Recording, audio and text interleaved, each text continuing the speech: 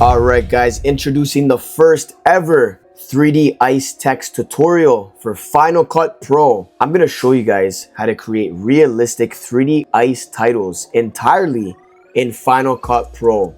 No plugins, no extra purchases. This is completely free, all within Final Cut Pro. All these examples you're watching, I created entirely in Final Cut Pro. The first thing I want to do is make the clip more cooler so it matches the text. Typically, you want to do this on a shot that has cooler color grading so it matches the ice. Under color adjustments here, I'm just gonna make this more cool. You see that? Boom. That's perfect. We're gonna go up to the top right corner, click titles, and then we're gonna go under 3D, and we're gonna select Tumble 3D. Drag that down on top of the clip. Let's press play. Let's adjust the length of that. Let's drag that out a little bit more. I don't like how it abruptly just boom goes like that. It has to be smooth. It has to look realistic. You see that? That's not good. That's not what we want. So that's better. Let's go one more time. Perfect. Okay. All right, ice text, choose your font. Okay, so what I want to do is go up here and click this little T icon right here. I want the fade duration in all the way to 0 and the fade duration out all the way to 0. Now, I'm gonna move this just like that so we can see the depth of the letters. I'm gonna drag that up, make that thicker. That's your choice personally on how big you want it to be. You can also adjust the weight, probably do something around there.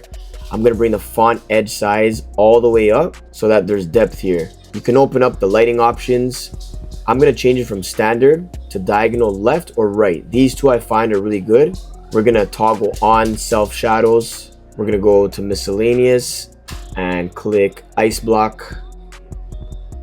Bring the opacity all the way up.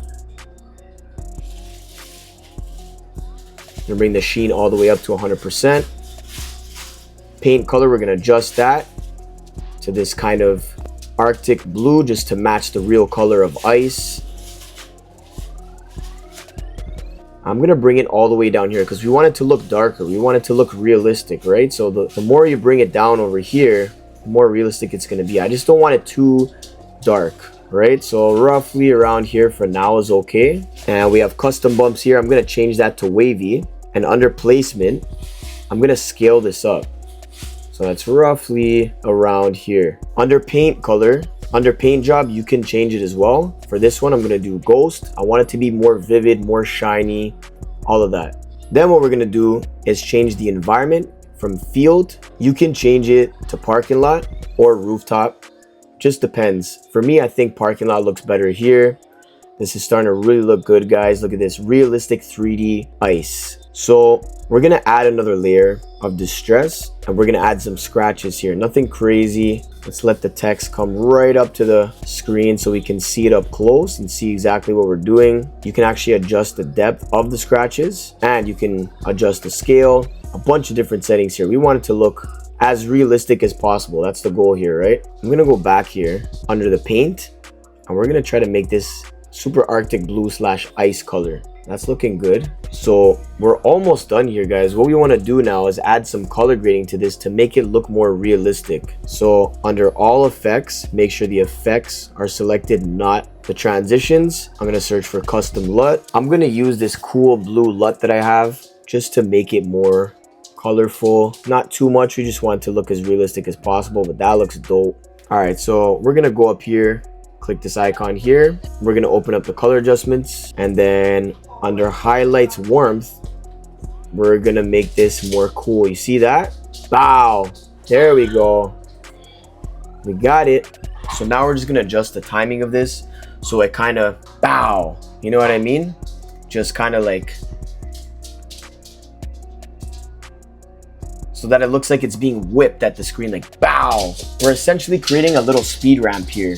To create the speed ramp so we can retime this and make it look way better, just like these examples here, bow, boom, right at the camera, boom, right? Just like this one, bow,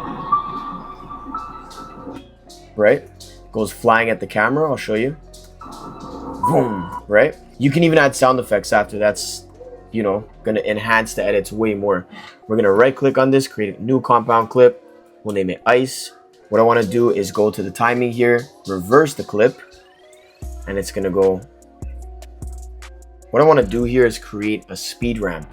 So we have our compound clip now. We're going to go backwards for this, because if I click the speed icon here and I reverse the clip and we go like this, press Command R on our Mac keyboard and retime this.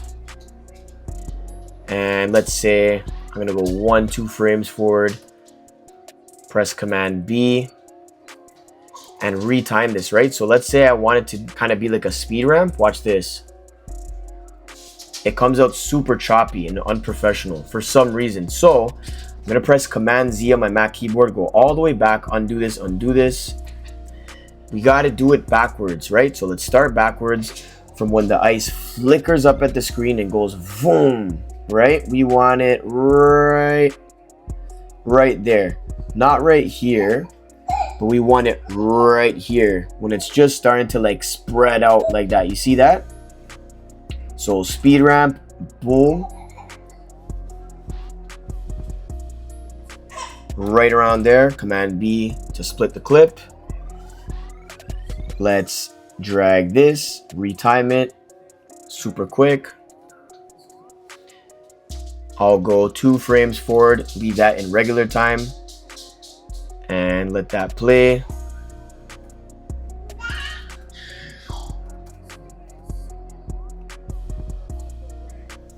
And right when it gets about here, that's where I'm gonna make another split.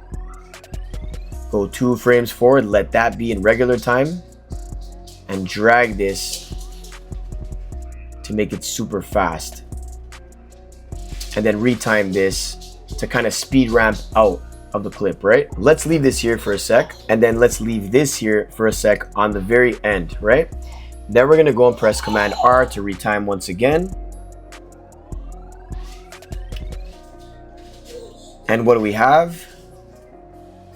Boom, super smooth, top quality, can't go wrong.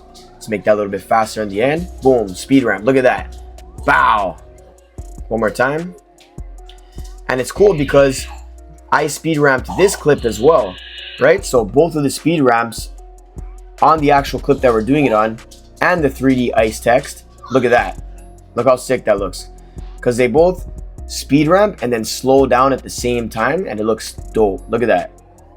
Can't go wrong, right? So now what I want to do is either you can put motion blur at the end here so that it looks like this. Way better, right? And by the way, you can download motion blur plugins for free for Final Cut Pro, not to worry. But let's just say you don't have motion blur, you can always go to the effects tab here. You can click on blurs, and you can just drag the zoom blur on the last frames where it does the speed ramp, the sped up one here and the sped up one here. But we have motion blur and it looks way better, so we can use motion blur. Bow, look at that, right? So now I'm gonna select the whole 3D title that we just did, right click on it, new compound clip, ice new, you can name it whatever you want, and then I'm gonna click on the time option here and reverse the whole clip. So now what we have is this, look at that. Bow.